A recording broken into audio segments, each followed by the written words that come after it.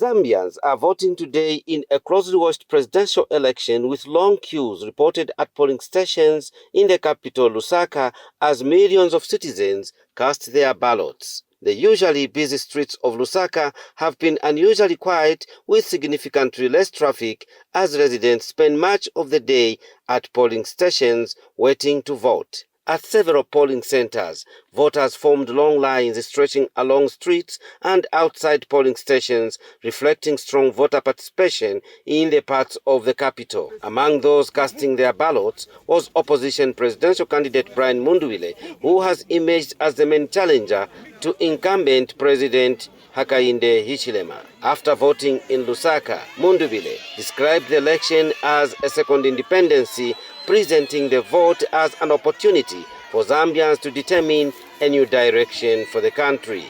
Vote means restoration for peace and unity. That vote means empowerment of youth. That vote means empowerment of Nakulumutinta Pamakasa. So this indeed is our second independence. I want every Zambian to celebrate this day. It's a memorable occasion indeed. I thank you very much.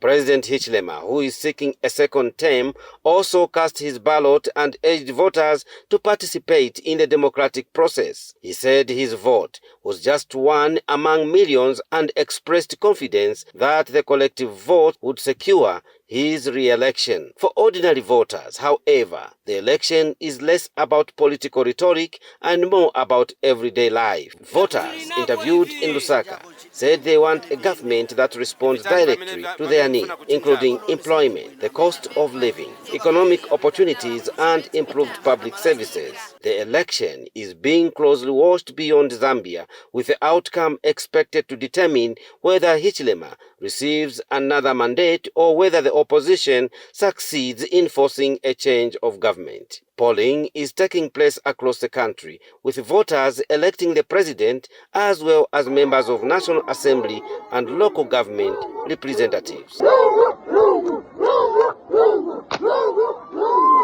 This is a very, very important day, so I couldn't miss it.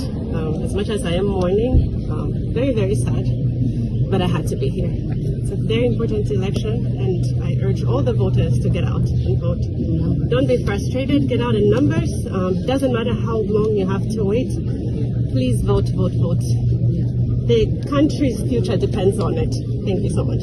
The Electoral Commission of Zambia has set August 13 as polling day. As the long queues continue into the day, the focus is now on the voters and ultimately on the ballots that will determine who leads Zambia for the next 5 years. Africa TV is on the ground in Lusaka, bringing you live coverage and exclusive reports from Zambia's 2026 general election.